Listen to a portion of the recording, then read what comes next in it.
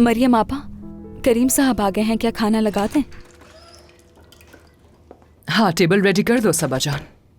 हाँ, नसरीन और फातिमा कहाँ हैं? वो अपने कमरे में है।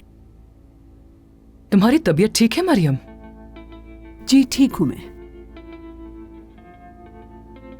सबा, खाने के बाद के सारे मामला तुम नसरीन के साथ संभाल लेना, ठीक है? मरियम, तुम अपने रूम में जाकर थोड़ा सा रेस्ट कर लो। सादिया साहिबा, मैं बिल्कुल ठीक हूँ। आप मेरे लिए इतना ज्यादा परेशान मत हो, काम कर सकती हूँ मैं। एतराज नहीं सुनना है मुझे। ये काम छोड़ो और जाकर रेस्ट कर लो। फातिमा और नसरीन से मैं खुद बात कर लूंगी।